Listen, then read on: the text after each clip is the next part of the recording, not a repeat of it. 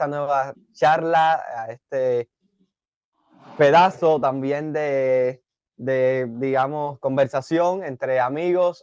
Nuevamente la tríada, como solemos llamarle, estaremos por aquí hablando del juego, que es algo que disfrutamos muchísimo. Llevábamos más de una semana sin publicar contenido, esperemos traerle con más regularidad este tipo de videos, este tipo de conversaciones. Y así que, bueno, lo extrañaba menos muchísimo yo por esta parte y seguro estoy que ustedes también. Así que, sin dilatar más esta introducción de este capítulo que estará dedicado a, sobre todo, los inicios de juego, específicamente más relacionado con la posición de los centrales, así también como diferentes perfiles de jugadores, etcétera. Al final los temas van a ir saliendo por el camino. Así que sin dilatarlo más, Noriel, Miguel Pompa, hermano, un abrazo, buenas noches y bueno, bienvenido a esta charla. Hola Monchi, un abrazo para ti, un abrazo para Ruchi. Sí, sí, muchísimas ganas de tocar este tema y sobre todo que vamos a estar apoyados por un gran trabajo que colgó Ruchi en Twitter sobre Bolonia y que hace cositas muy interesantes, sobre todo en salida de valor, ¿no? Como lo comentaba Ruchi Nori, eh, bueno, hiciste un trabajo sobre Boloña que estuvo, como comentaba Nori, Ruchi, mejor dicho, entendiendo los factores, en este caso, de los productos. Hiciste un trabajo sobre Boloña que también, bueno, estuviste conversando en Play Football, igual, un referente para todos nosotros los que nos gusta este deporte, junto a Bruno Alemagni, y estuviste hablando acerca del Boloña, y es un equipo que va a tener muchísima relación con el contenido que queremos traer a día de hoy. Pude leer también el hilo que estabas lanzando en Twitter y me parece muy atractivo, así que ahora te cedo la palabra para que te presentes igual, dándote también las buenas noches, y me interesaría que también, bueno, hablases un poco de dónde pueden encontrar ese hilo y también, bueno, el enlace directo hacia el podcast que estuviste grabando para la cadena de Play Football y luego, bueno, comenzar ya con esta charla. Así que bienvenido y buenas noches. ¿Qué tal, amigos? Pues un placer estar de vuelta y bueno, a ver si ahora que estoy aquí en Estados Unidos nos podemos juntar más veces y ir sacando temas. Y bueno, como comentas, el tema a mí me gustaría hablar, y lo hemos comentado a nivel interno, de hablar de estos centrales, ¿no? Que ya empiezan a hacer estas funciones de mediocentros. Y yo como central de este perfil, por decirlo de alguna forma, de que me gusta el balón, me gusta tener el balón y tal, pues la verdad que es un honor y es chulo poder hablar de esto porque hace unos años los centrales estaban para defender, básicamente, y ahora pues a los centrales se les piden muchas más cosas y quizá hemos sido los que hemos ido un poco más tarde, pero ahora ya ves a centrales, sobre todo, por ejemplo, con el rol de Stones en el City, a través de Pep, pues que ya hacen funciones de mediocentros e incluso más, ¿no? Que ahora es una de las cosas que quería comentar sobre el Boloña. Y sí, bueno, estuve con Bruno, estuve viendo varios partidos del Boloña. La verdad que Thiago Motta me parece un entrenador muy interesante. La verdad que vale la pena ver un partido del Boloña porque hacen cosas, la verdad que hay muchos jugadores que están potenciados a nivel individual por los mecanismos colectivos. O sea, es muy interesante cómo se mueven, todos sus movimientos del equipo tienen una intención detrás. Y la verdad que una de las cosas que es más interesante de este equipo es cómo construyen los centrales, cómo ganan una altura y se ponen en el centro del campo para construir. Y lo mejor de todo es que, por ejemplo, en el sitio lo hace Stones. Se lo hemos visto a Kanji algunos partidos, pero lo hace solo un jugador. En el Boloña yo se lo he visto a los dos centrales. No los dos centrales a la vez, no, porque si no eso ya sí que sería que la transición defensiva luego sería un cachondeo, pero no. Me refiero a que ambos de los centrales pueden ganar una altura y meterse por dentro, ¿no? Que es algo que es relativamente nuevo, que yo, la verdad, intento ver mucho fútbol, no puedo verlo todo, pero no lo había visto, ¿no? Que ambos centrales sean capaces de hacer este rol de mediocentros, porque no es simplemente gano una altura y ya me olvido. No, es que a veces ganan altura, conducen, llegan incluso a área rival, ¿no? Que dices, ostras. Entonces, para mí es un equipo muy interesante que vale la pena ver y bueno, si la gente pues me sigue en Twitter o a Play Football o bueno, a Bruno mismo, ahí está el análisis y bueno, hice un análisis de 15-20 minutos con Bruno que está bastante bien y aparte tengo un análisis también en Twitter porque es un equipo que la verdad muy interesante y Thiago Motta creo que es un entrenador que va a tirar para arriba y va a llegar a uno de los grandes de Europa seguro. Nori, respecto justo a este tema que venía comentando Rucci, no he visto ni siquiera un partido del Bologna, pero tras leer el hilo que estaba publicando en su cuenta de Twitter y también tras escuchar el podcast que compartió junto a Bruno, realmente me intrigó muchísimo, sobre todo por esos aspectos que venías comentando. Nori, tú también que llevas más años, digamos, cercano a lo que es el juego, tampoco demasiado porque eres una persona joven, pero bueno, más de lo que he estado yo y parejo con los que ha estado Ruchi más o menos. Sobre todo desde que se cambió la normativa, vimos cómo los centrales comenzaron a ganar un mayor protagonismo en los inicios de juego. Cada vez también, bueno, esto dio al traste a que los equipos buscasen comenzar más desde abajo, comenzar a sumar otros perfiles de jugadores en esas primeras alturas. Luego, esta misma temporada podemos ver cómo el propio Postecoglou con sus laterales, sobre todo con el propio Udogie, muchas veces llegan hasta colocarse eh, rozando zonas de interiores, o sea, con ciertos roles que distan de lo que veíamos hace algunos años, o los propios laterales invertidos, esa interiorización que se comenzó, digamos, a popularizar, por lo menos en estos últimos años, tras la llegada de Pep al Bayern de Múnich, Alemania, y sobre todo, bueno, también con lo rápido que va el mundo, es un fenómeno que no solamente sucede en el fútbol. Vemos cómo cada vez los procesos tácticos, digamos, como que se van acelerando, se van sumando cada vez más nuevas ideas a digamos, a este cóctel. Y me parece llamativo que muchas de estas grandes ideas, no todas, o nuevas ideas innovadoras, vienen justo de la mano de, digamos, esa fase con balón. No digo que en la fase defensiva, la fase sin balón, no se estén viendo cosas innovadoras, porque sería totalmente irresponsable de mi parte mencionarlo, pero sí muchas digamos, de estos nuevas especies de mecanismos, estas nuevas especies de situaciones o contextos que buscan brindarse, lo estamos viendo durante esa fase con balón. ¿Qué crees al respecto de esto? Puede quizás estar vinculado que cada vez son más los equipos que quieren ser protagonistas, quizás desde una fase que cada vez se lee más el fútbol justo como lo que es un deporte dinámico en el que todas las fases están relacionadas, porque al final una buena posesión te va a permitir luego defender una buena transición o, digamos, tener unas buenas situaciones sin balón.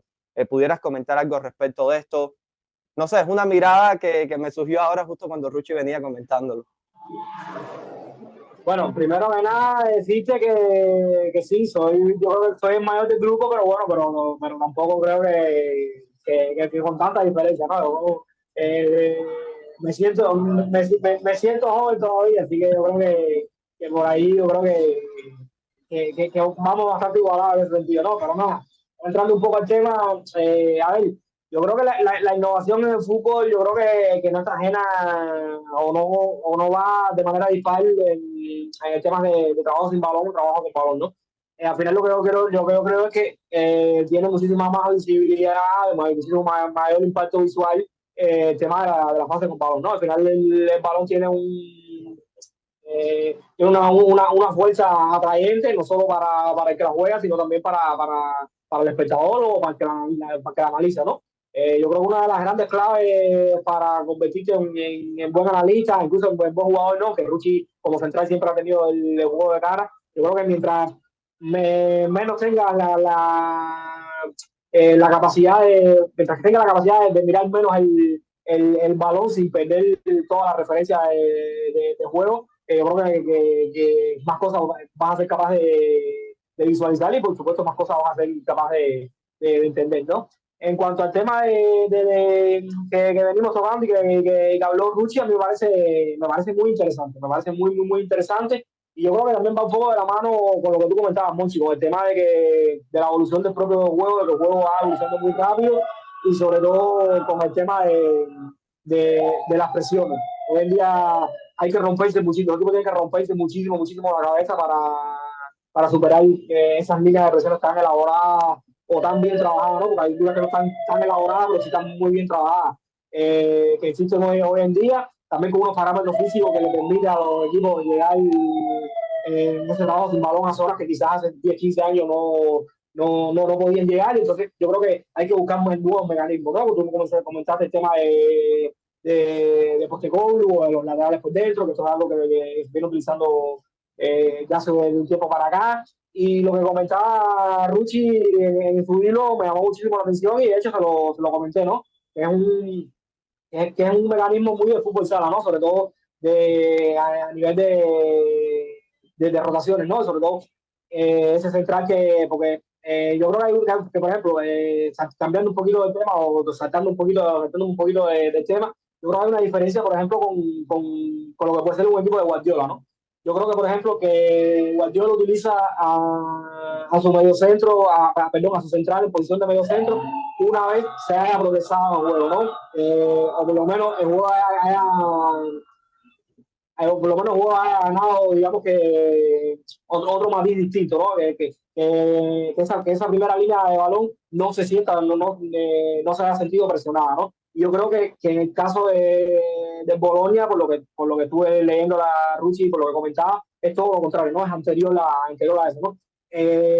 Lo que busca con ese movimiento de centrados a medio centro es eso, ¿no? Es simplemente ganar o poder progresar y luego de ahí ya juego que vaya fluyendo, ¿no? Y poder progresar por eso mismo, ¿no? Porque ese central va a la posición de medio centro y sobre todo con una misión, ¿no? De fijar y arrastrar la marca de su central y limpiar una línea de pase sobre todo para esa conexión central y lateral, ¿no? Que luego, no me quiero extender más, ¿no? Que luego podemos tocar el tema de los laterales porque también me parece que con esa fórmula los laterales ganan una importancia tremenda y sobre todo porque tienen que hacer cosas, digamos, que no suelen ser tan vistas en la mayoría de los equipos, ¿no? Sí, a ver, Nori, referente a las cosas que has comentado, lo que comentabas de los laterales, por ejemplo, en el Boloña, a ver, es difícil porque en el fútbol moderno ya todos los jugadores tienen distintas funciones, ¿no? Y sí que es verdad que, por ejemplo, en el Boloña, cuando ganan altura uno de los centrales, los laterales se quedan cortos, ¿no? Y cierran con tres, es decir, los dos laterales y el otro central, ¿no?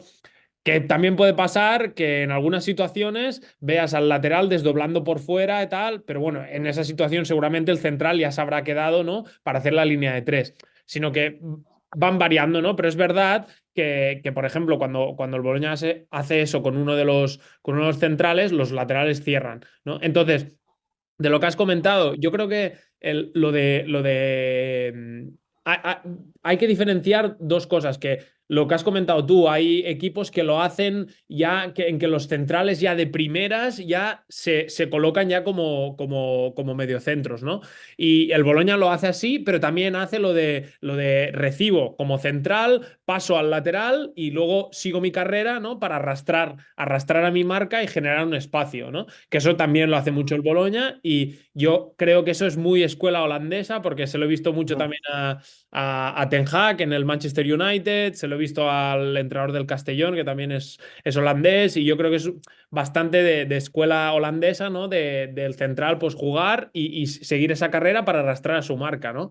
El problema en esas situaciones viene muchas veces si no arrastran marca y les toca ser receptores. Ahí es cuando ves, porque, por ejemplo, si lo ves en el Manchester United, que lo hace bastante Maguire, lo ves que a Maguire lo dejan a veces recibir de espaldas y, ostras, evidentemente le cuesta, ¿no? Ahí ya entra, ¿no? Si tus centrales se sienten cómodos jugando de espaldas, si tienen buen pie o no, ahí entran más factores, ¿no? Pero yo creo que lo que buscan muchas veces es lo que has dicho tú, Nori, un poco lo de fútbol sala, ¿no? De arrastro a mi marca y permito, pues abro línea de pase con el portero, abro línea de pase con, o incluso genero un espacio para que el lateral que ha recibido pueda conducir hacia adentro, ¿no? Entonces, es interesante y es más interesante aún que cuando ganan esta altura y- y empiezan esta carrera hacia adelante, Thiago Motta les da libertad para continuar luego, ¿no? Y luego los puedes ver eso, que se descuelgan, que llegan al área, que los ves a veces hasta de interiores, que es algo que no hemos visto. O sea, ahora ya estamos viendo el Tottenham, laterales que son interiores. No laterales mediocentros, laterales que son mediocentros avanzados, por decirlo de alguna forma, interiores.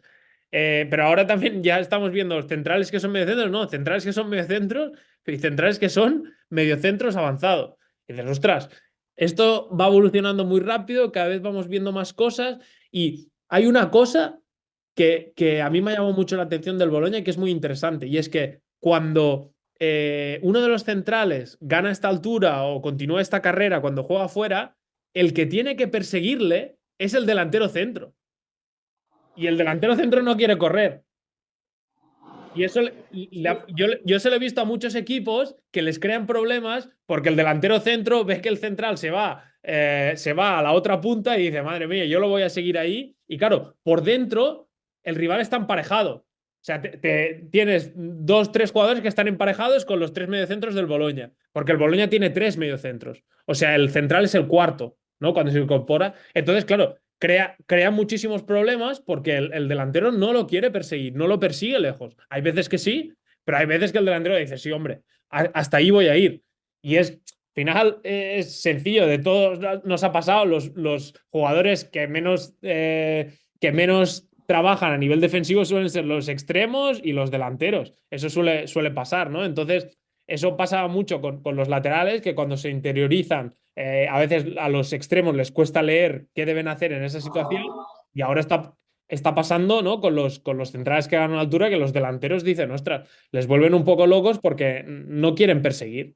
Y bueno, por eso me parece bastante interesante y es una demostración más de hacia dónde va el fútbol, ¿no? Porque hace unos años empezó que, bueno, no sé si lo habéis leído, pero os lo recomiendo, el libro de la evolución táctica del fútbol de Martí Perarnau, que explica que muchas de estas cosas ya se hacían hace 100 años, ¿no? Y que ahora las estamos volviendo a recuperar, ¿no? Y es verdad, porque empezamos con el falso 9, es decir, un delantero que puede jugar de medio centro. Luego los extremos por dentro, que antes los extremos eran por fuera, pierna natural, tal. Ahora ya por dentro. Luego los laterales. Luego que si el portero ya como central. Y ahora ya los centrales mediocentros. Es decir, yo creo que ya nos estamos pasando el juego y el juego ya va hacia un caos, ¿no? Organizado, según cómo. Pero sí, en jugadores, transformación de estructuras total. O sea, jugadores que tienen un rol totalmente distinto en ataque, en defensa y muchos. Que antes era uno. Antes tenías el lateral que se metía por dentro y sí, como en ataque era medio centro y en defensa era lateral. Pero tenías uno. Los demás no hacían ese doble rol. Y ahora ya tienes equipos que tienen 5 o 6 jugadores, el propio Tottenham, que tienen dos roles distintos en ataque y en defensa, totalmente distintos. Entonces, bueno, es interesante porque yo creo que el fútbol va hacia allí, un poco por lo que ha dicho Nori también, porque al final los equipos están defendiendo mejor, presionan mejor y hay que buscar soluciones. De No, esta, antes que Mochi intervenga rapidito, y sobre todo lo que tú como comentas, Ruchi, a mí me viene a la mente sobre todo también el contexto donde se diseñan los planes, ¿no? Italia, por ejemplo, es una liga que sobre todo la mayoría de los equipos tienen predominio de hacer marcajes al hombre. Gusta mucho en Italia escoger ese tipo de presiones, ese tipo de marcajes bueno, y los equipos que son un poquito más zonales también suelen emparejar antes que, por ejemplo, lo suele hacer un Arsenal, lo suele hacer el equipo de presiones más elaboradas, como son algunos equipos ingleses, Liverpool, Newcastle, City, algunos de ellos, ¿no? Y entonces, en ese contexto que tú comentas, a mí me parece muy útil, ¿no? Porque suponiendo, ¿no? Un equipo que te vaya a presionar al hombre o que vaya dos puntas a presionarte a tu central y ese central, el balón lo tiene uno de los centrales y el otro central se va, gana altura y evidentemente eso que tú dices, ¿no? El delantero tiene la misión, si ya el equipo ha detectado que está previamente emparejado con él y que tiene que perseguirlo, el delantero tiene las dos opciones, ¿no? O lo persigue hasta donde es, hasta la zona de medio centro, que eso conlleva que si lo persigue, al final le abre salida de pase de unos dos centrales a los laterales que se van centrando. Y a mí me parece interesante también, ¿no? Porque esos laterales que se van centrando, al final son movimientos bastante atípicos, ¿no? Bastante poco naturales. Y entonces los extremos o los jugadores que están emparejados con esos laterales que se están centrando y dicen, ¿y hasta dónde persigo yo ese lateral, no? ¿Hasta dónde el equipo va a entender y va a asumir de manera natural que yo cierre tanto mi posición persiguiendo a un lateral que está haciendo un movimiento que para lo cual evidentemente es muy difícil estar preparado, ¿no? Y entonces me parece interesante, ¿no? Y luego que tú comentas, ¿no? Si el delantero no persigue al central, evidentemente se forma o queda un hombre libre en esa zona, que bueno, luego está lo que tú comentas, ¿no? El tema de los perfiles, que el central tiene que tener esa capacidad de saber también recibir de espalda, pero bueno, pero yo creo que a nivel táctico también hay un mecanismo que suele o que puede dar una ventaja bastante interesante, ¿no? Y luego, que lo que siempre comento, ¿no? Un mecanismo que no es simplemente un diseño alocado de salida de balón, ¿no? Un mecanismo que ya de por sí, con sus laterales cerrándote, ya te forma una estructura mínimamente de un 3 más 1, ¿no? Los dos laterales más centrales que se quedó en la línea defensiva, y ese uno es el medio centro, el central que pasa a ser función de medio centro, ¿no? Es decir, que tienen más o menos, más allá de los extremos que puedan sonar los movimientos, tienes una estructura que haga que no te va a quedar, que no vas a quedar muy desprotegido en caso de posibles pérdidas, ¿no? Que eso es algo que siempre tiene que tener en cuenta cualquier plan que se diseñe. Ahorita mismo cuando Ruchi comentaba acerca de, digamos, de ese caos con orden hacia el cual va apresurándose quizás un poco digamos que encaminándose un poco el fútbol, y comentaba ahorita de que es propio o muy de esa escuela holandesa. El año pasado no pude ver al Ajax, o sea, no lo vi, creo que cerca de 2, 3 partidos en Champions, pero me llamó mucho la atención un partido frente a Rangers, cuando aquello todavía el técnico era el que era el segundo de Koeman, no recuerdo el nombre, sé que era un apellido muy difícil de pronunciar, así que aunque Alfred Schreuder, creo. exacto, aunque me lo recordaran, no iba a ser tan valiente como para pronunciarlo. Vale, vale. Pero recuerdo que justo Base y el actual defensor del Fulham, que fue fichado este año, el propio Daley Blind, y no recuerdo quién más estaba en esa primera línea, Edson Álvarez, lo recuerdo, el mediocentro del West Ham, que era muy de hacer este tipo de movimientos y, como decía Rucci, de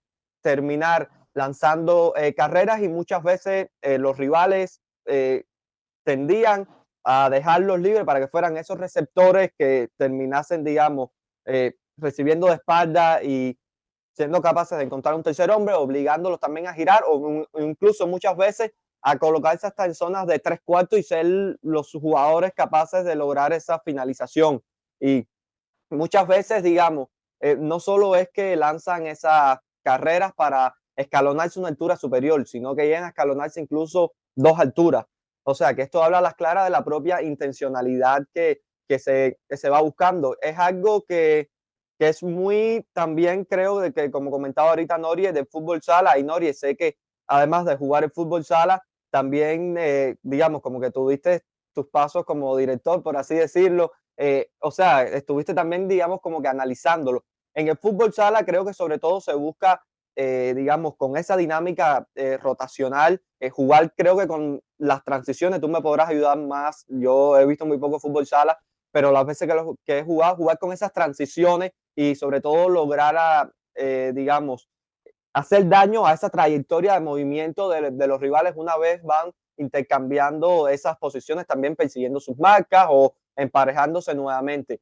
En el caso del fútbol, tiene que, al ser un campo más grande y contar con más jugadores, creo que esto es un término que se termina utilizando también, pero en otras ocasiones, como le leía a Rucci en el hilo, sirve también para liberar pasillos, liberar túneles que luego van a servir para las propias conducciones de poseedor o para terminar encontrando a un jugador que viene en un movimiento de apoyo o que estaba lateralizado y va a realizar una conquista de ese espacio para luego ser, digamos, recibir con esa especie de aclarado generado previamente por esos movimientos, Norio. Bueno, quería que me dieras ese contexto un poco con el fútbol sala, porque al final una propia situación de un 4 más 4 emparejado en un sector lateral es muy parecido a una situación que te puedes dar en el fútbol sala, con la única diferencia de que no vas a tener los arcos como referencia, pero es muy parecido a lo que se puede dar esa situación reducida. No, y sobre todo, que bueno, que el fútbol normal, el de verdad, no tiene la limitante de que tienes que pasar del medio campo para después volver a poder jugar con tu portero, ¿no? Y, por ejemplo, a mí me viene a la mente que se lo quería comentar a Rucci, porque yo sé que es algo que a Rucci le tira mucho también, el tema de los laterales a pierna cambiada, ¿no? Porque a mí me parece que puede ser una solución muy interesante con este mecanismo sobre todo del central que gana altura y le limpia la línea de pase de central lateral, ¿no? Porque sobre todo, por ejemplo, poniendo un poco de situación, ese central que busca pase para el lateral, que ese lateral que se cierre, evidentemente, ya como comentaba, ¿no? Ese salto sobre ese lateral, quizás un poco antinatural, no se dé constantemente, pero de darse, quizás a lo mejor se juega la pierna cambiada, después le puede facilitar esa conexión, digamos que conexión por pasillos interiores, ¿no? Al final, el balón le va a estar llegando para su pierna buena y va a estar perfilado para conectar por posibles pasillos interiores de rápido, ¿no? A un toque si el rival le persigue y tiene la marca muy encima, ¿no? Que de ser la pierna natural, le es un poco más complicado esa conexión con pasillos interiores, ¿no? Y buscarlo esa conexión con pasillos interiores, por eso mismo que comentábamos, ¿no? Al final, al final son movimientos que no son de todo no, digamos, naturales, por así llamarlo, y son movimientos que seguramente para el rival lo va a terminar confundiendo y van a generar un montón de líneas de pase inexploradas, ¿no? Y a mí me parece interesante y le quería preguntar a Ruchi si digamos, en algún partido ha optado por esa fórmula del lateral a pierna cambiada y sobre todo por eso que comentaba, ¿no? Ese pase central que viene al lateral y que le queda perfilado para que con la pierna buena juegue rápido a un pasillo interior. Sí, a ver, el Boloña no utiliza laterales a pierna cambiada, pero sí, yo creo, al final estamos hablando que un poco por dónde va el fútbol, que el fútbol cada vez más los equipos se están emparejando y lo que comentáis vosotros, pues cada vez más hay que ir buscando soluciones, incluso de fútbol sala, porque como los equipos cada vez van emparejando más, pues hay que buscar soluciones. Y en eso, pues hay mil opciones, pero evidentemente pues los laterales a pierna cambiada también es una opción súper interesante porque con presiones altas pues ese control hacia adentro que te abre muchísimas posibilidades para conectar, ¿no? Yo qué sé, para conectar con punta que pueda descargar, para cambiar el juego, para jugar con portero y girar el juego. Bueno, es interesante. Ojo, Dime. disculpa, incluso hasta para quitarte el balón de arriba, que me parece interesante, ¿no? Yo creo que te facilita muchísimas cosas para, en una situación límite, yo creo que Sí. como se suele, ¿no? Quitarte el balón de arriba y que el balón vaya para una zona, para una buena zona, para una zona de rechazo, ¿no? Y te diré más, que es lo que normalmente cuando hablamos de laterales a pierna cambiada pensamos a nivel ofensivo, pero es que a nivel defensivo, ahora que los extremos juegan todos a pierna cambiada, o sea, lo defiendes con tu pierna natural, no sé si me explico. Mm. Eh, y El también perfilamiento propio Sí, sí, sí. No, no, lo que dices es que al final, normalmente el típico extremo, yo qué sé, Xhaka del Arsenal, sabes que seguramente te va a salir para adentro y te va a buscar ese centro al segundo palo, te va a buscar esa acción de disparo. En cambio, tú ahí le puedes defender con tu pierna natural, ¿no? Entonces, me parece interesante en ese sentido. También me parece interesante porque puedes cerrar el intervalo central-lateral con tu pierna natural también. Entonces, bueno, que hay muchas cosas interesantes sobre los laterales a pierna cambiada que igual aún está un poco por explotar, ¿no? Y hay ejemplos, ¿no? Que lo hemos hablado alguna vez de Cancelo, por ejemplo, que parece que juega mejor de lateral izquierdo que de lateral derecho, ¿no? Y ahí también es importante la pierna, o sea, si el extremo está jugando a pierna hábil o está jugando a pierna cambiada, también es importante, porque es que si no, si ambos, tanto extremo como lateral, juegan a pierna cambiada, igual todo al final se comprime mucho hacia adentro y nadie te da la amplitud por fuera, ¿no?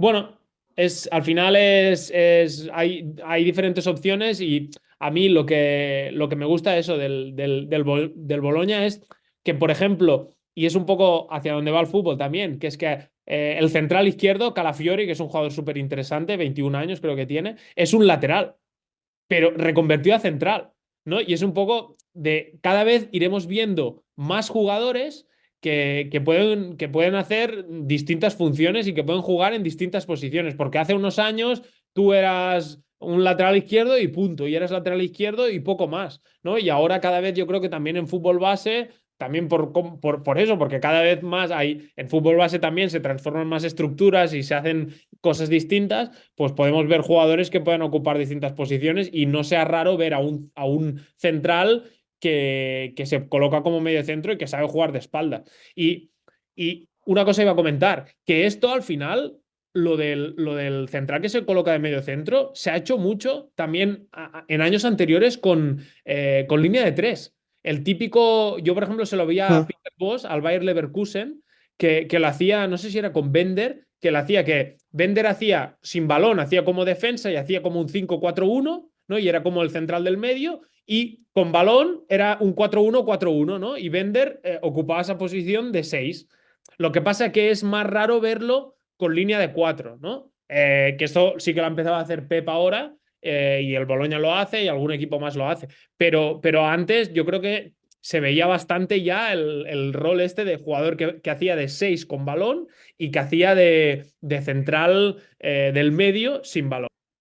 Incluso, Ruchi, ahora que comentas esto, hay un equipo que a mí me gustó muchísimo, sobre todo a nivel de selecciones, uno de los equipos que más he disfrutado en los últimos años, que fue la Dinamarca de la pasada Eurocopa, y hacían mucho esto con Christensen. Pero lo curioso es que se me fue el nombre de la mente ahora del entrenador, que lo curioso es que lo mismo que lo hacía a veces en esa línea de tres que tú comentas, pero a veces lo hacía con Christensen jugando en esa línea de tres pues, como central externo por derecha, o a veces Christensen también en algunos partidos, según le iba el plan de partido, Christensen jugaba como el central del centro, ¿no? Y da igual, ¿no? Al final tenían trabajado y automatizado todos estos mecanismos para que el ahora jugador del Barça ganara altura y se posicionara en la posición de medio centro. Y la verdad que era un equipo que era bastante rico de analizar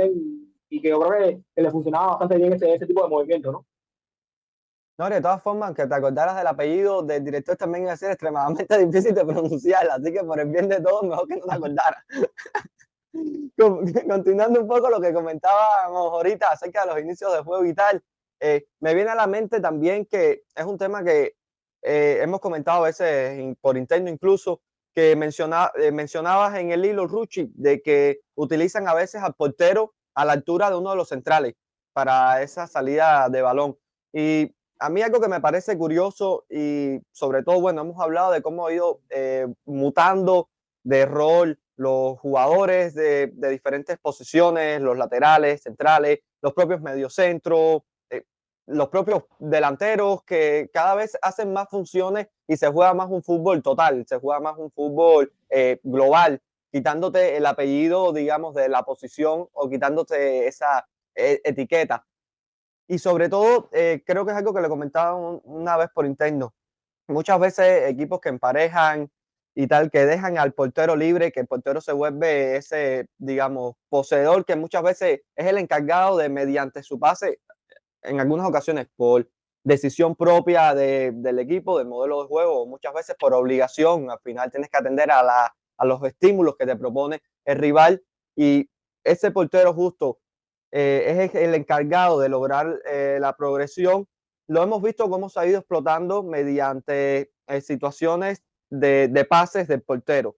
Pero creo que en algo en lo que se pudiera invertir, aunque sea un poco eh, la palabra que pensé no la puedo decir porque a lo mejor nos pueden censurar el video y tal, pero bueno, un poco kamikaze, por así decirlo, o sea, pero bueno, en términos menos extremistas, muchas veces esas conducciones propias horizontales, una vez el portero reciba, eso llevar el balón unos 3, 4 pasos más hacia adelante para jugar con esa propia intencionalidad de que venga el salto sobre él. Dígase, no solo ante equipos, digamos, que te están presionando alto y te están acosando justo en tu área, sino que están emparejando, pero digamos, en una especie de bloque medio alto. Y muchas veces con el tan solo conducir de manera horizontal o de cambiar de perfil y tal, más todas estas especies de movimientos que cada vez estamos viendo más, puede ayudar a que ese portero termine siendo igual de determinante. Y bueno, quería comentarte esto para ver qué crees al respecto y porque sobre todo, bueno, comentabas de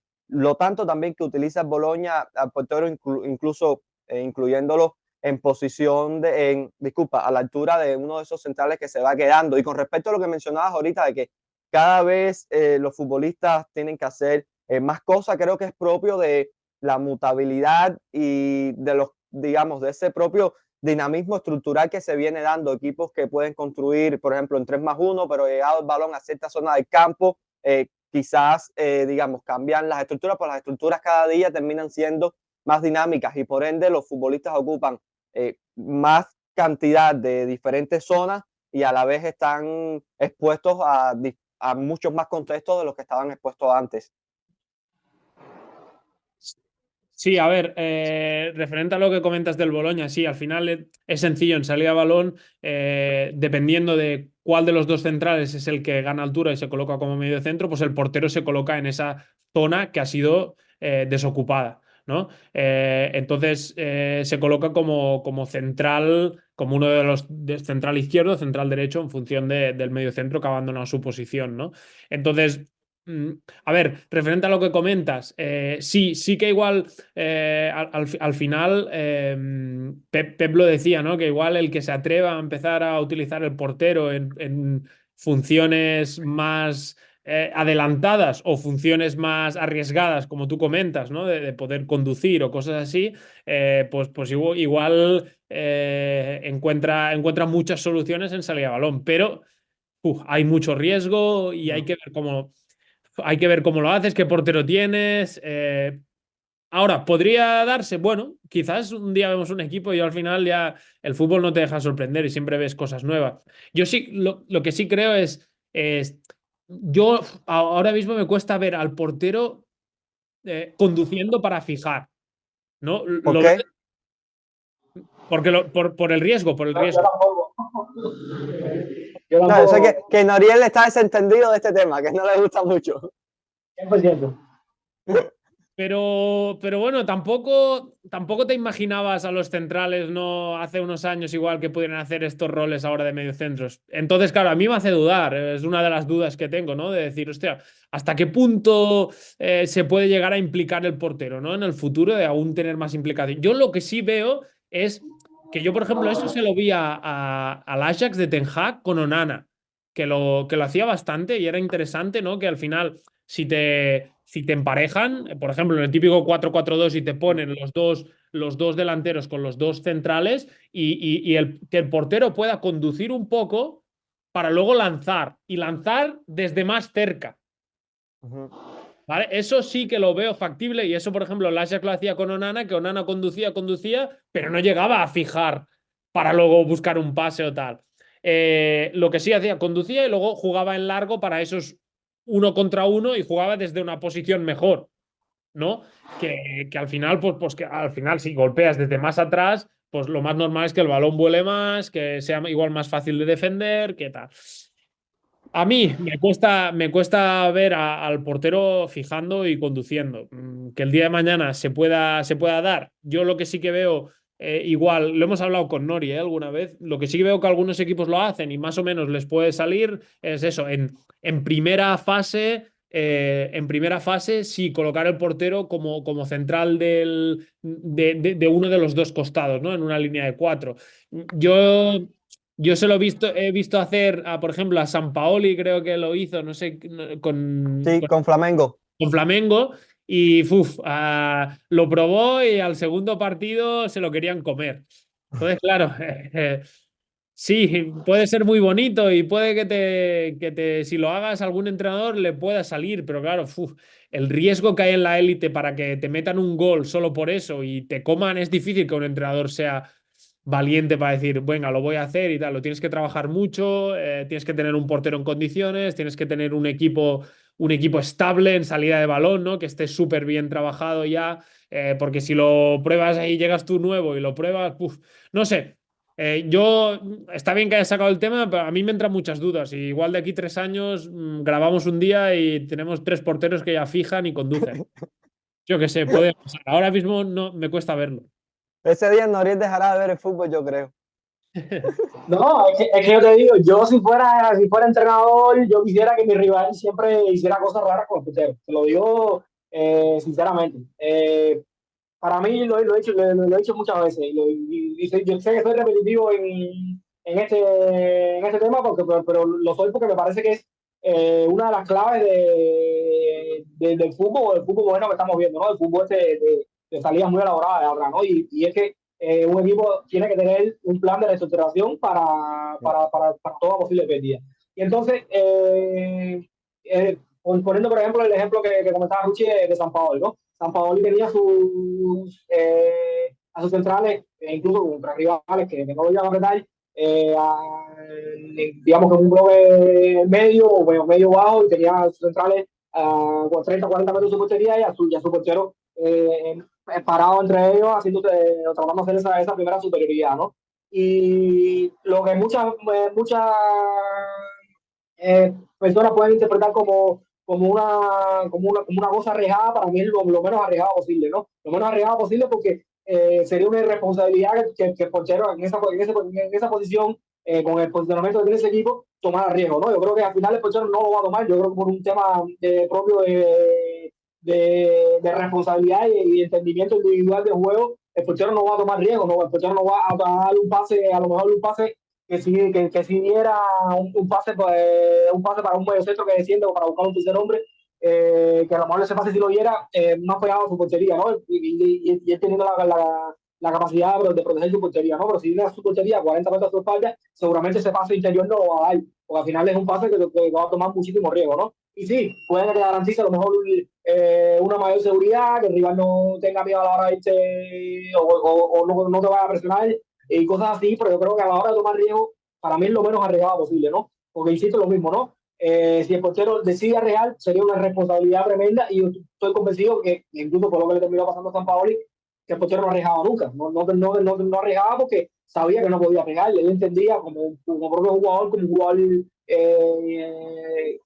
de primera división que entiende el juego, él entendía que no debía arriesgar en esas situaciones, ¿no? Y por ejemplo, otro caso que yo creo que no tiene que ver con la utilización de portero, pero yo creo que también se puede sacar una conclusión bastante parecida en ese sentido. Por ejemplo, el propio Barça, el último caso del clásico lo vimos el fin de semana pasado, ¿no? El Barça, yo creo que en algún momento del partido, con la complicidad de Madrid, que lo iba a presionar arriba, logró empezar a salir salida de balón, pero en un momento la sensación es que estaba progresando en el juego, pero bajo qué costos, ¿no? ¿Qué es lo que necesitaba el Barça para progresar, ¿no? Y de momento muchas veces Araujo Condé como central derecho, De Jong que bajaba al tiro de central y caía a central izquierdo, y tenías a Christensen prácticamente en la posición del lateral izquierdo, con una diferencia entre centrales de prácticamente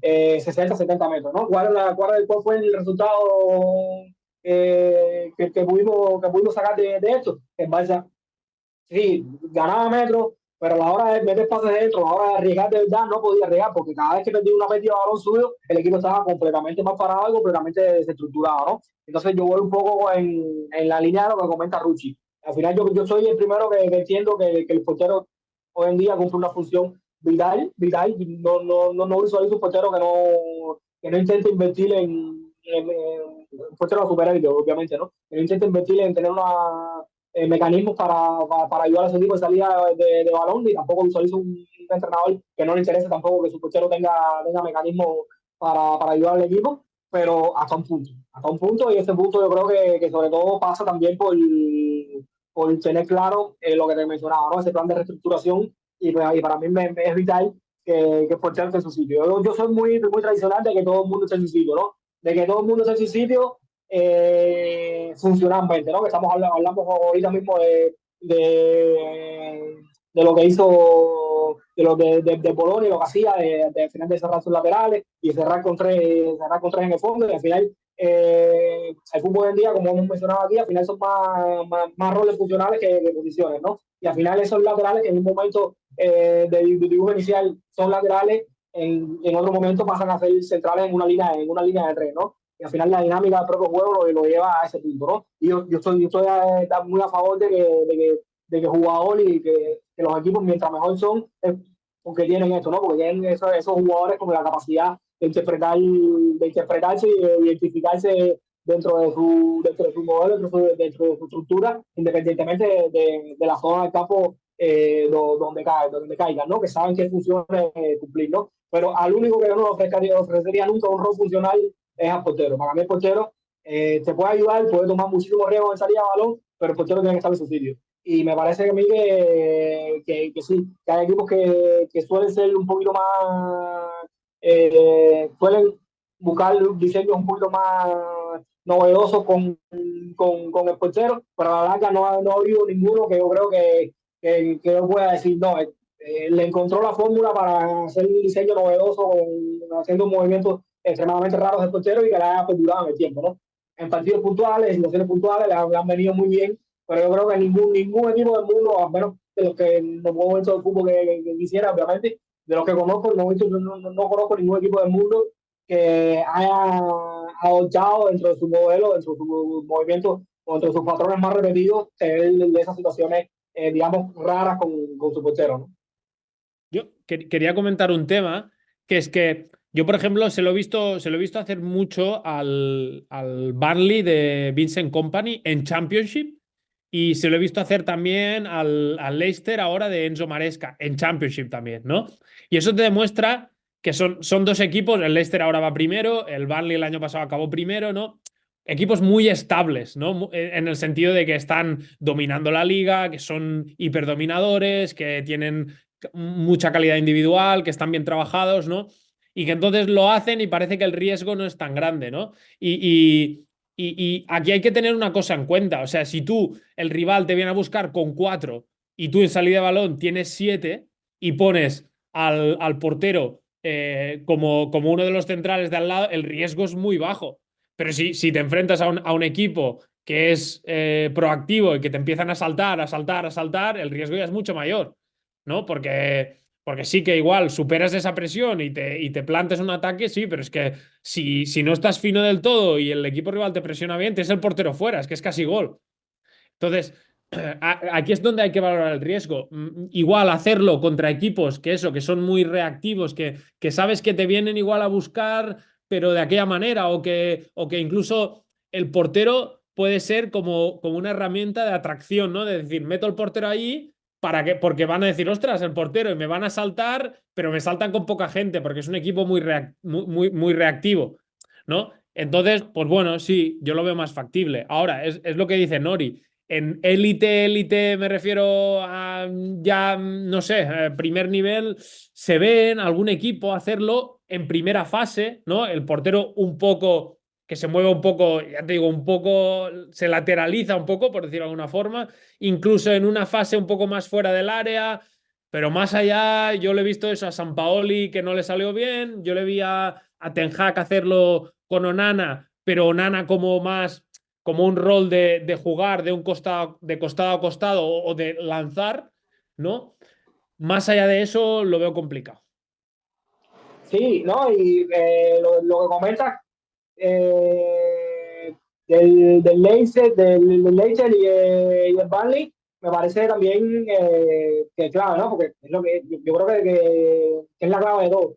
Se lo estás viendo a dos equipos, como tú bien dices, ¿no? Que funcionan.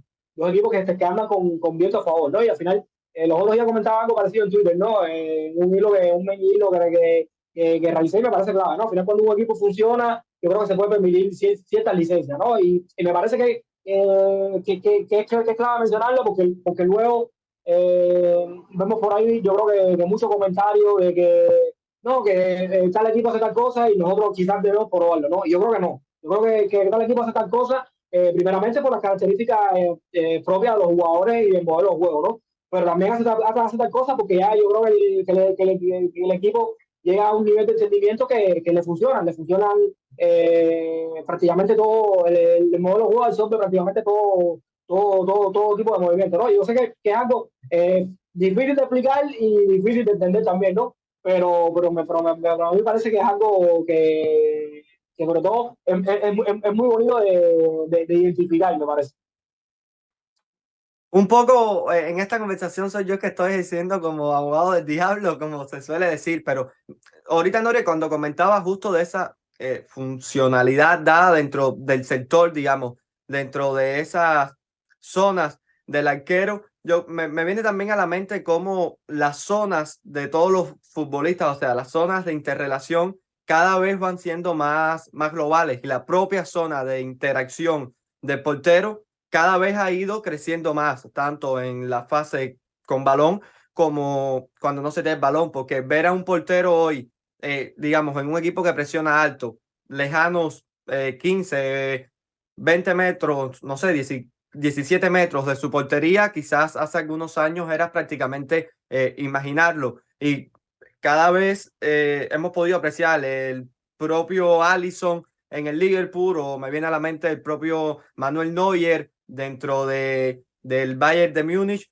cómo parecen prácticamente líberos a la hora de cerrar ese espacio. Sin embargo, el riesgo está ahí ahora. Son situaciones diferentes porque el balón se encuentra en zonas mucho más alejadas. La presión sobre el mismo también que ejerce el equipo influye en que no puedan existir esos golpeos. Pero al final, o sea, no es momento, porque no vengo yo ni a elaborar una tesis para defenderlo, porque nada, es una idea nada más que traigo, no es que esté ni previamente pensada ni nada, pero yo sí dejo un poco más el margen abierto. No creo tampoco que nunca un portero comience a conducir y colocarse, por ejemplo, en zonas de medio centro como están haciendo los centrales en el Bologna que comenta Rucci, porque sería algo realmente atípico o sería algo, digamos, un poco Pero, de caos ya llevado a su máxima expresión por la propia dinámica del juego. Pero no, sí creo que cada vez más la propia naturaleza del juego va a llevar a un intervencionismo aún mayor del portero y no creo que sea solamente como lanzador. Ahora, es lo que ustedes comentan. Habrá que ver qué genio es el que logra darle vueltas y encontrar soluciones que se apliquen, que también, siguiendo con lo que decía Norie, luego que sea replicable, ya es más difícil y al final, para que un cambio táctico o una innovación táctica sea algo global, creo que necesita un grado de mutabilidad también muy alto.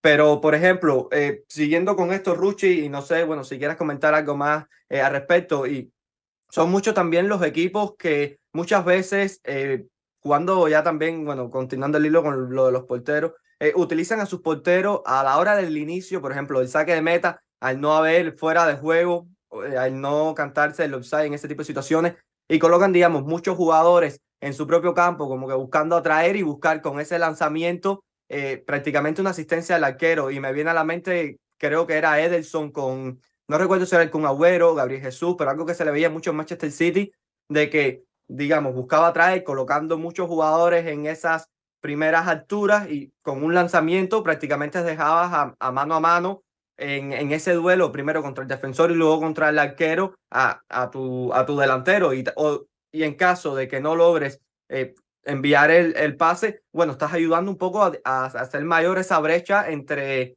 digamos, la estructura rival, al final fijando al jugador que se empareje con él, o si son los dos centrales, pues están buscando superioridad en esa última línea rival, pero es que al final el portero ya también termina condicionando cada vez más las estructuras, no solo esas esferas, digamos, en sectores cercanos e intermedios, sino también en sectores alejados. Sí, no, primero te iba a comentar una broma que te decía que igual un día sale una norma que puede haber, aparte del portero, hay un jugador de campo que puede parar con las manos. Entonces igual vemos al portero sumándose al ataque, yo qué sé, es que claro, esto también va, si cambian las normas, también cambia el juego. Por eso, lo mismo antes no se podía jugar dentro del área, ahora sí, esto ya ha cambiado muchísimo. Antes tenías que esperar que el balón te llegara y claro, ahí ya era un estímulo de presión. Pero bueno, que sí, que lo que comentas, al final, lo que hablábamos también, muchos equipos ya emparejan, portero es hombre libre y al final, a partir de ahí hay que buscar situaciones de ventaja que si no las tienes en tu propia área porque igual no te saltan o tal, por lo que he dicho un poco, ¿no? Que el portero pueda conducir un poco, si ve posible ese tercer hombre porque le está saltando a alguien, hacerlo, pero si el riesgo es demasiado alto, buscar ventajas en última línea, ¿no? Pero ventajas que no sean tiro el balón y a ver qué pasa, ¿no? Por ejemplo, el Brighton desciende a los dos puntas y ataca al espacio con los dos extremos. El Aston Villa lo hace al revés. Mete a los dos extremos por dentro y ataca el espacio con los dos puntas. También en función de los delanteros que tienes, porque el Aston Villa tiene dos delanteros que son de atacar espacio, tipo Oli Watkins. Sí, en cambio, el Brighton igual tiene a dos extremos que sí que son de Mitoma, de ir al espacio, a Dingra. En cambio, el Aston Villa tiene a McGinn, que McGinn no le pidas ir al espacio. Igual, pídele que se meta por dentro, porque es más un medio centro, ¿no? Bueno, pero y yo creo que también es muy importante el golpeo de los porteros, ¿no? Que sea un golpeo que pueda llegar al espacio, ¿no? Detrás de la línea defensiva, o que sea un golpeo con trayectoria descendente, es decir, un golpeo que ya sea medido y que pueda ir al pecho igual de uno de los puntas que Sobre desciende. todo tenso. Sí, exacto, tenso, que no sea un balón muy bombeado. O también es una opción, evidentemente, meter un balón ahí muy bombeado e ir a buscar esta segunda jugada, ¿no? Y Claro. acumular jugadores, ¿no? Para ganar esta segunda jugada. Sí, yo también soy muy fan de eso, de buscar ventajas en la última línea. Por eso me parecen súper importantes jugadores que sean en última línea, que sean ganadores de duelos, ya sea al espacio, ya sea en el cuerpo a cuerpo, porque si no te acabas haciendo un equipo muy previsible, ¿no? Porque todo el mundo igual la quiere al pie y al final los equipos te empiezan. Y a mí me ha pasado como jugador, algún equipo que he estado, teníamos los tres de arriba, eran jugadores de balón, ¿no? De buenos cuando tenían el balón al pie, pero no eran peligrosos al espacio, ¿no? Entonces, claro, muchos equipos nos embotellaban porque decían, no, vamos a buscarlos y nos los comemos arriba. Si juegan en largo, les vamos a ganar el duelo, ¿no? Y entonces ahí sufres, porque ahí eres un equipo hiper previsible, pero ahora mismo, hoy en día, ya tienes jugadores que en ataque amenazan espacio, que son ganadores de duelos y al final se crean muchos goles, muchas situaciones de gol, muchas ventajas en estas situaciones de juego, ahora que todos los equipos presionan arriba. Sí, no, y yo creo que también añadiendo un poco a lo que comentaba Mochi al principio, yo creo que también hay una premisa que yo creo que por mucho que cambie el fútbol no va a cambiar, ¿no? Y es que el portero tiene que parar. Yo creo que el portero, su primera misión es ser un portero que ataje. Y para ser un portero que ataje, nosotros influyen muchísimos factores en cuanto a en cuanto a fortaleza de la pierna, en cuanto a reflejos, en cuanto a posicionamiento, etcétera. Yo creo que también este es un tema físico, ¿no? Un tema de envergadura.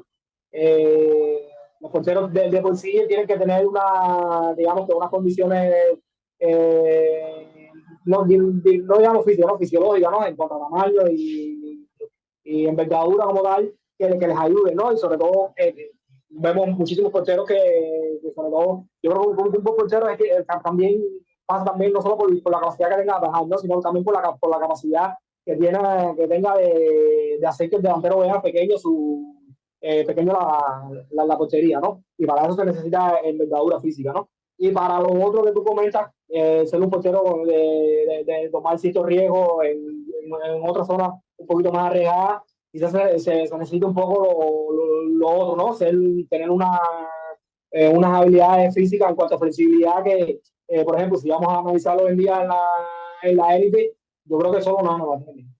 Yo creo que condiciones físicas óptimas para ser un portero que arriesgue, sobre todo en cuanto a la flexibilidad, yo creo que solo nada, ¿no? Luego tenemos, por ejemplo, a Jan Sommer, el propio Jerónimo Rubio en su momento, que tienen ciertas cualidades físicas, pero no son óptimas, como por ejemplo la puede tener Onana. O pues, estamos hablando de condiciones óptimas en cuanto a flexibilidad para un portero, ¿no? Pero si vamos a los grandes equipos, la mayoría no las tiene, ¿no? Porteros incluso con un grandísimo pie, con tremenda habilidad pasadora, pero son sobre todo porteros de golpeo, ¿no? De estático, intentar encontrar a un jugador libre, ¿no? Entonces, me parece que esto es clave, ¿no? Y si vamos a analizar ese perfil de porteros más flexible, los Onana, Jan Sommer y compañía, son porteros bajos, ¿no? Y tienen el handicap que sobre todo eso, ¿no? Que no tienen esa capacidad de hacerle ver delantero la portería más pequeña de lo que realmente es, ¿no?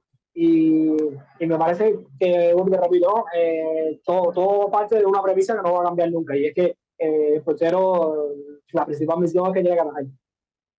Antes de cerrar ya, si quieres, Monchi, yo quería comentar que una cosa que me olvidaba antes, que hay muchos equipos, aparte de lo que comenta Nori, a mí se me va un poco todo el tema de porteros. Igual tendríamos que invitar un día a un entrenador de porteros, estaría bien, porque yo la verdad desconozco mucho este mundo y me gustaría saber más. Pero sí que es verdad que en cuanto a las presiones, hay muchos equipos que me he fijado que emparejan y que solo le saltan a portero si lo pueden orientar hacia su pierna mala, ¿no? Y es porque si le salta, es decir, si le salta el par, o sea, la marca de uno de los centrales, le salta a portero, pero es su lado bueno, entonces le juega tercer hombre fácil. Pero si es el otro lado, le cuesta más, ¿no? Entonces, es interesante eso que muchos equipos orientan la presión en ese sentido. Igual, si los porteros van evolucionando a nivel técnico también y pueden jugar con ambas piernas y tienen salida por los dos lados, también ahí es una posible solución, ¿no? a estas presiones. A mí, por ejemplo, algo igual para ir cerrando que me llama mucho la atención es el propio caso de Steele en el Brighton, que muchas veces me parece que logra encontrar ese pase, sobre todo diagonal, que termina, digamos, rompiendo esas distancias intermedias a la hora de la presión y es lo que veníamos comentando, tampoco todos los porteros cuentan con esa lectura, digamos, previa para saber que el jugador libre puede encontrarse en esas situaciones, ni luego también con ese golpeo. Detrás de eso existe una estructura grandísima como lo es el Brighton, pero bueno, sin duda es un tema más que llamativo y que sería más idóneo comentarlo con alguien que esté más relacionado justo con él, porque al final hablar de porteros creo que resulta difícil para quienes no estamos vinculados del todo con dicha, digamos, con dicha demarcación. Yo, como siempre, disfruté muchísimo estas charlas. Siempre se aprende muchísimo. Espero que todos los que estén del otro lado de la pantalla también lo hayan disfrutado y que sobre todo recuerden suscribirse al canal, dejar un like y también, bueno, dejarnos sus comentarios que nos apetece muchísimo saber de qué temas quisieran que estemos conversando en estas charlas. Trataremos de traerlas con mayor regularidad, pero bueno, también depende del apoyo de ustedes. Norie, como siempre, se disfrutó se disfrutó muchísimo y agradecerte por estar en la charla. No, no, sin duda, sin duda. Yo los estaba extrañando muchísimo, aunque bueno, estamos en contacto día a día de manera interna, pero bueno, ese siempre espacio al final es una hora que siempre tenemos aquí sobre todo de reflexión, ¿no? Que yo creo que me parece que es lo que la clave de estos podcasts y que a mí personalmente me enriquece muchísimo. Ruchi, lo propio, estabas de vacaciones, vacaciones muy vinculadas también al juego. Ya viste nuevamente, como comentabas al inicio de la charla, a los Estados Unidos y bueno, volvemos a entrar en dinámica futbolística y tú también literalmente porque lo vas a hacer de forma presencial. Así que bueno, ¿cómo pasaste nuevamente esta hora de conversación? Y bueno, también para que te despidas ya de los suscriptores que están del otro lado de la pantalla. Nada, un placer, aprendí mucho como siempre y bueno, ojalá nos podamos juntar más a menudo porque siempre lo hemos hablado muchas veces que no es tanto, ¿no? Pues el hacer el vídeo, bueno, y todo el tema Twitter y tal, sino es debatir, ¿no? Y aprender, porque de estas charlas aprendo muchísimo porque en la comunicación, en intercambiar opiniones, pues aprendemos mucho. Así que nada, un placer y espero veros pronto.